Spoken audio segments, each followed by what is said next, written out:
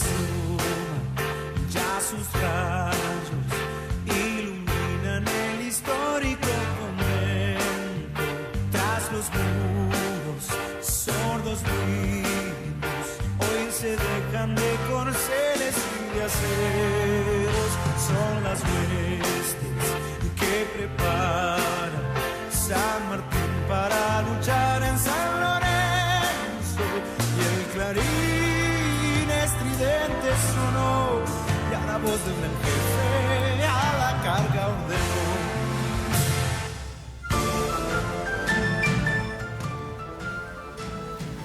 ¿Qué tal? Tal cual lo prometido, iniciamos la semana con ¿qué pasó después del 3 de febrero? ¿Qué pasó con San Martín después del 3 de febrero? Obviamente, para continuar aquellos que comenzamos la semana anterior, vuelvo a saludar y a recibir a Miguel Ángel Brusasca del Instituto San Martiniano del Perú. Miguel, gracias por venir como siempre y qué lindo desafío, ¿eh?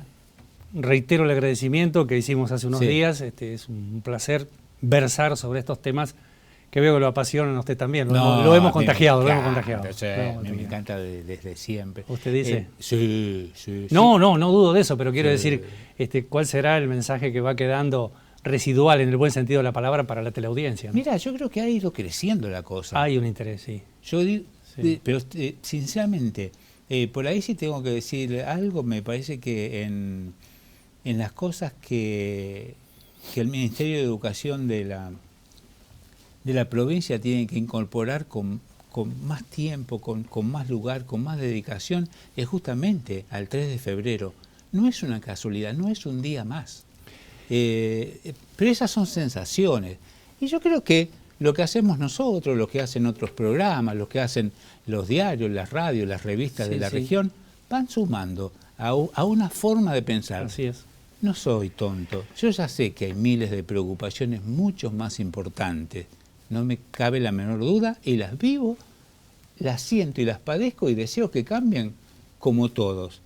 Pero esta también es una parte de la realidad, aunque haya pasado, porque somos lo que somos por este 3 de febrero. Si hubiera perdido San Martín y hubiera muerto, y no sé si hubiera muerto, qué hubiera pasado, no lo sé, no murió, pasó lo que pasó. Claro, es contrafáctico, pasó lo que pasó. Sí, de todas maneras, Avellaneda lo dijo bien claro, los pueblos que olvidan su historia comprometen su futuro. Ah, sí. Y nada menos que cuando llegaron los retos de San Martín, ¿no?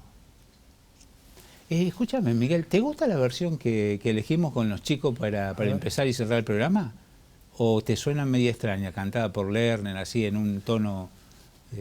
No, está bien, porque esto nos remite a esa apreciación que dice que hablen, no importa si por ahí hablan mal, pero que hablen. El tema está el de Lerner, el tema que tienen los acordes militares, algunos otros arreglos, pero que la marcha de San Lorenzo tome la preeminencia que debe tener. La tiene, pero puede tener mucho más vuelo todavía histórico. Yo ya sé que lo dijimos muchas veces, pero esta marcha no fue pensada como la marcha de San Lorenzo. Dale, contámela rápidamente. No, Cayetano Antonio Silva en Venado Tuerto, cuando compone la marcha, la partitura en realidad, pues la letra después se agrega más tarde. Sí. La partitura para los acordes se le dedica al teniente general Pablo Riquieri, otro sanlorencino ilustre, injustamente olvidado de la historia argentina. Ese hay que decirlo también. Riquieri a la altura de Sabio, ¿me entiende? De Mosconi, generales que realmente el país le debe el agradecimiento perenne. Pero bueno, esa es otra historia. Entonces la marcha era para Riquieri en un gesto de nobleza, dijo, no puedo ser tan vanidoso, marcha al teniente general Riquieri. No, dice, más vale piense en mi ciudad natal, y de ahí nace Marcha San Lorenzo, no de San Lorenzo. Ahora, la letra es buenísima. Bueno, el profesor Beñeli más tarde le agrega la letra. Es buenísima, es realmente... Sí, claro. Bueno, ahí tengo un tema. Cada vez que voy a encontrarme con mis cofrades sanmartinianos de la provincia de San Luis, ni le cuenta cómo tengo que escapar por la tangente. Y Baigorria, ¿por qué no está en la letra de la Marcha de San Lorenzo? Dice, Cabral, soldado heroico. Es bueno. Y los puntanos, ¿viste? Para ellos Baigorria es el que salvó a San Martín. Así lo toman con ese apasionamiento, sin faltar el respeto a la historia. Pero bueno, me quedé pensando en algo que usted me decía en el programa pasado sobre por qué no es feriado nacional el 3 de febrero. Hay como una negación histórica en la provincia de Santa Fe. Yo no quiero traerle ninguna polémica, pero uno a veces debe decir, lo que siente también, porque pasan los años y ve cómo se deterioran los procesos educativos, y me quedé impactado y preocupado cuando la profesora Adriana Gaitán, que estuvo en su programa, dijo que en la currícula escolar el combate de San Lorenzo prácticamente no figura, y sobre San Martín lo que se incorpora en el tercer año es algo del cruce de los Andes, que ni siquiera se continúa, que lo más grandioso de San Martín es después cuando está del otro lado de la cordillera, cuando arma la flota y cuando va al Perú, y ahí se destaca como administrador, como político, como el hombre gigantesco que fue. Entonces, ¿cómo quiere usted que Santa Fe tenga preeminencia histórica en esto del 3 de febrero si poco se habla a veces de la creación de la bandera, el pobre Belgrano, porque llega el 20 de junio, entonces ahí nos acordamos? Pero es un hecho sagrado la creación de la bandera en suelo santafesino. El primer y único combate y bautismo de fuego de los granaderos en suelo santafesino.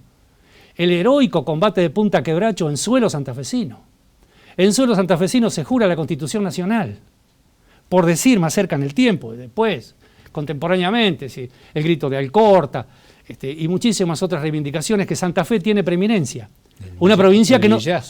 Bueno, mismo, el Villazo, pero Santa Fe es una provincia que no tiene próceres, pero que tiene unos eslabones históricos, unos mojones históricos impresionantes. Y nadie ha hecho pesar eso a nivel de cámara legislativa o algo. Ahí tienen la tarea de los legisladores. Vamos a plantarnos con esto. ¿Cómo Gioja se plantó y dice, queremos que el 17 de agosto, el ex gobernador, el ex gobernador de San Juan, queremos que sea fecha fija el 17 de agosto? Y lo lograron.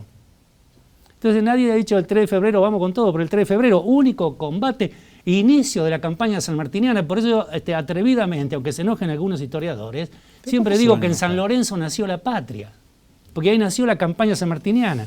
Hasta ese momento todo era ver qué pasa con el pobre Belgrano dejando el cuero, la vida como podía al frente de una tropa desnuda y olvidada. Porque tampoco nos olvidemos del hecho que Belgrano, una vez que transita por estas tierras benditas de Santa Fe, después tiene todo su periplo en el norte, y él en septiembre de 1812 triunfa en la batalla de Tucumán, y esto da un oxígeno importante a los movimientos que haría San Martín pocas semanas después. Y después, en febrero de 1813, pocos días después, 17 días después de San Lorenzo, triunfa en la batalla de Salta. Y de estas cosas nos vamos olvidando. Y Belgrano decidió crear la bandera acá, y nos acordamos del 20 de junio, del pobre Belgrano. Entonces, si usted quiere que ponga el 3 de febrero, el feriado nacional, hay como una negación hacia esto. Y Santa Fe no tiene próceres. Santa Fe no tiene próceres. Si usted quiere, eso es lo fundamento, pero eso es para otro programa. Ni siquiera estuvimos en el Congreso de Tucumán, estaba alineado en esa época con Artigas. Usted sabe que es así. Bueno, nos fuimos por las ramas. No, pero me quedé pensando del programa pasado que usted decía, ¿cómo puede ser que el 3 de febrero no sea feriado nacional? Bueno, habrá que organizarse. Tendremos que seguir haciendo programas de este estilo. Sí, aunque sean polémicos. Pero no va a haber polémica. Insisto, yo tengo bien en claro que las preocupaciones hoy en día pasan por otro lado. Por supuesto. No, pero si usted me dice cuál es el eje fundamental de las preocupaciones que nosotros debemos tener muy en cuenta, a veces no pasa por la plata que tenemos en el bolsillo o si tenemos una mesa más o menos regada. Pasa por el deterioro de la educación. Porque es el compromiso que tenemos, defender los bastiones educativos para que el pueblo no siga embruteciéndose, porque si no siempre va a estar a merced de los aventureros de turno de la política. San Martín con todo esto, yo no estoy hablando por mí, esto está en los escritos de San Martín, ni hablar. Miguel. Honradez, estoicismo, solidaridad, respeto por los semejantes, respeto por el don de gentes. Bueno, es San Martín.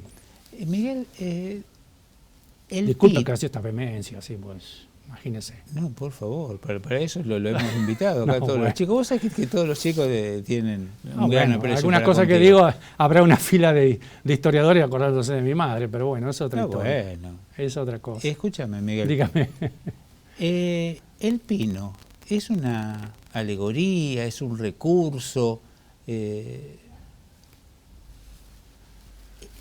¿Detalló en algún momento en qué lugar dictó el parte del combate? Contame de eso. ¿Qué pasó la batalla? Está bien, sí, el pino está ubicado en lo que sería la parte de la huerta, las plantaciones que tenían fundamentalmente los los conventos o los monasterios, Sí. en este caso. Y a mitad de camino digamos, del espacio real del convento, porque el frente del convento estaba por General López, es decir, Totalmente. un par de más de 100 metros hacia el oeste. Totalmente. No estaba sobre la avenida San Martín como hoy. Es decir, estaba justo a mitad de camino, está el pino.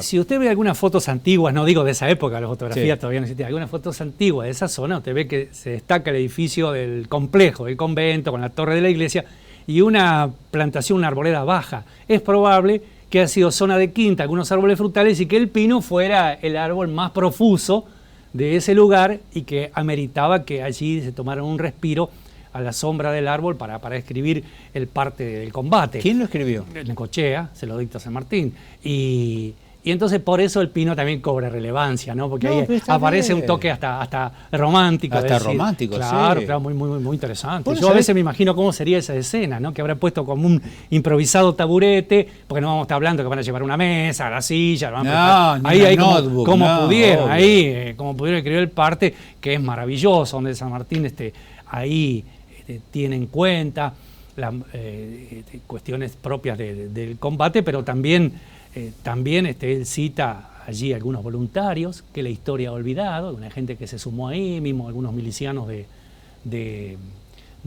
Celedonio Escalada, habían tenido unas pocas carabinas, unas pocas tercerolas que los dejó en el convento, como una segunda línea, como una reserva, dándole instrucciones precisamente a esos milicianos que si algo fallaba en la carga, que ellos defendieran con la poca artillería que tenían, con las pocas balas, con el poco parque que tenían, sí, que defendieran el convento. Miren usted qué dato, ¿no? Porque a veces la historia olvida a gente que ha sido protagonista. Escúchame, ¿cuánto tiempo efectivamente está San Martín en San Lorenzo?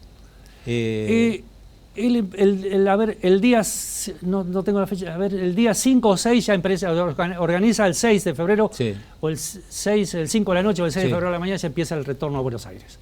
Porque el día siguiente viene todo esto, ya habían sepultado a los fallecidos, sí, el jefe español le pide una entrevista donde solicita algunos víveres para los heridos. Espera que eso te lo iba a preguntar. Sí. Es decir, 3 días estuvo en San Lorenzo. Sí. 3 días. 3 días. El comandante Zavala se entrevista, sí. Por eso, esa es mi otra pregunta. Sí. El jefe de los realistas era Zavala. Sí. ¿Él ya lo conocía o tenía referencia por haber peleado para los españoles? Seguramente, no? Sí, seguramente no se habían visto en la vida, pero claro, tendría la referencia, ninguna duda. Este hombre era de la región de Vizcaya, era vizcaíno, y estaba asignado al regimiento, ahí al fuerte de Montevideo. Claro. Y entonces él comanda estas tropas, que la mayoría eran criollos rioplatenses, no se crea que todos eran realistas. Ah, claro. Escúchame, Miguel. ¿Hay un encuentro formal, visual, persona a persona entre Zavala y San Martín? Sí, ¿o todo por intermediarios? No, ellos se reúnen y esto le solicita... Ah, baja del barco, claro, Zavala. Le solicita. Está muy bien documentado en el libro de la doctora Patricia Pascuali, es decir, baja, se entrevistan y le solicita algún auxilio para los heridos, que San Martín entonces conviene entregarle algo de charque, de carne y algunas vituallas más, a condición que sea justamente para asistir a los heridos, y es ahí donde se produce un intercambio, no bien de prisioneros, porque de este lado no había prisioneros, pero devuelven los españoles a 3 paraguayos y también al teniente Manuel Díaz Vélez, que había caído por la barranca y quedó herido y muere en mayo de ese año a consecuencia de esas heridas. Bonaerense, el teniente Manuel Díaz Vélez, junto con Juan Mateo Gelbes, son los 2 hombres de la provincia de Buenos Aires que mueren en San Lorenzo. Y Díaz Vélez es el que se cae por la barranca, ¿no? Claro, por la barranca, sí. Es tanto el ímpetu de la carga que no puede frenar justamente esa carrera, claro, y pasa de largo y bueno... y queda mal. Imaginemos que no estaba el pasto corto como ahora en el campo de la Gloria, ¿no? Que para nada. Los matorrales. No, claro, matorrales, algunos algarrobos. Más con la adrenalina del momento. Sí, claro. Pero muy interesante porque en esa devolución de prisioneros, por así decir, devuelven a 3 paraguayos y en esa trilogía vienen 2 paraguayos, un tal Acosta y un tal Bogado, que le piden a San Martín sumarse al regimiento. ¿Y quién diría que Bogado hace toda la campaña? Es el único soldado de la Guerra de la Independencia que asciende en campo de combate hasta coronel y es quien trae los restos, los últimos granaderos después de la batalla de Ayacucho en 1824 para depositar las armas en el cuartel ahí de Retiro. ¿Y que termina sus días en San Nicolás? Claro, por supuesto. Ahí disuelve el regimiento Rivadavia y la mayoría de estos oficiales de la Guerra de Independencia se habían quedado sin trabajo, se morían de hambre, pobrecitos. ¿Qué iban a hacer con las medallas colgadas si no existía un sistema de pensiones, de nada? y entonces cuando el Bogado termina ahí en las guardias de la milicia, el resguardo de San Nicolás, donde todavía se conserva su casita y ahí muere. Ahí muere. Sí, la construcción más antigua de San Nicolás en pie. Sí. Es muy fuerte, muy emocionante. Yo ya le he contado que voy ahí, no puedo contener emoción. Es una cosa muy fuerte. Y esto destaca también que ahora, el regimiento... qué suerte, haber sobrevivido a combates donde se mataban, pero todos cientos. Todos los combates. Pero escúchame, Miguel, los 15, vamos a suponer 20 minutos, que duró 20 minutos de combate, desde que salí, 20 minutos. Murieron 40 de un lado, 25 del otro. Es decir, no había tiempo material para matarse. No era una carga, viste, a sable y lanza y alguna metralla de parte de los españoles y punto. Cuando vieron los españoles que no podían recomponer la línea o formar en cuadro, como generalmente se hacía, para poder repeler hacia los cuatro costados y una parte hincada y la otra de pie, la fusilería, digo, que mientras uno cargaba el otro tiraba, esto es muy técnico para explicar, porque estas cargas eran avasallantes, más que llega Bermúdez también, un poco a destiempo, que ahí ya habían reaccionado los españoles y es cuando también se producen disparos que matan a otros granaderos y una bala destroza la rótula de la rodilla al capitán Bermúdez, que es lo que hace que después termine en esa celda y que el doctor Argerich le tiene que amputar la pierna y San Martín no le recriminó, lo miró solamente y esa noche él se soltó el torniquete para lavar su honor de soldado porque interpretaba que no había cumplido la orden que había fracasado. Se va a San Martín. ¿A dónde va?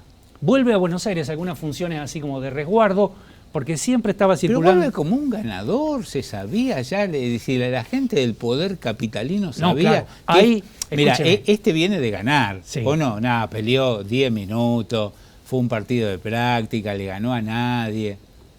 Igual la maquinaria burocrática y administrativa de Buenos Aires se ha tragado, no solo a San Martín, a lo largo de la historia, a todos los que han puesto en riesgo sus intereses.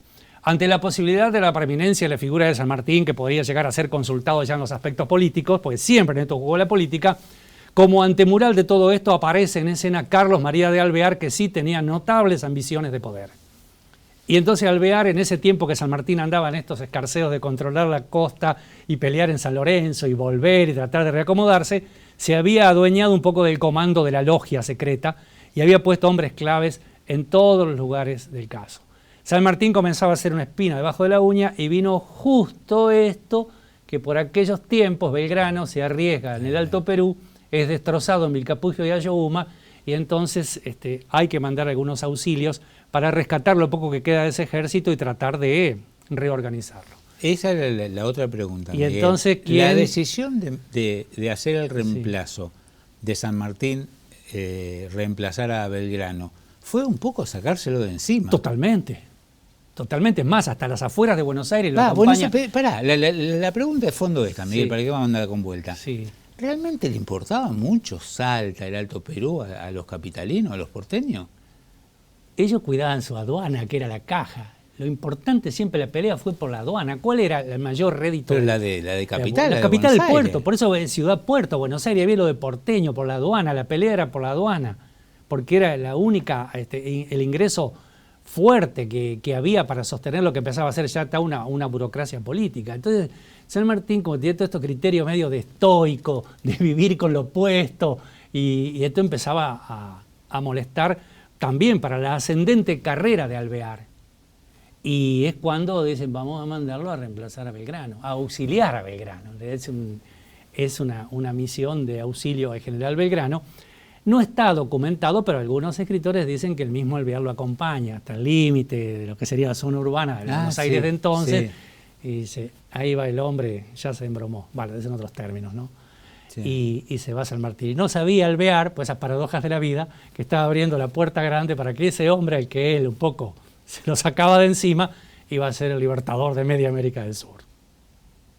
Porque en base a las cosas que uno ha escuchado y lo poquito que uno ha leído, Miguel, San Martín no tenía anhelos de poder político práctico. Es decir, a él no le interesaba ser el intendente de la capital federal, el intendente porteño, el presidente de Argentina, el jefe del triunvirato.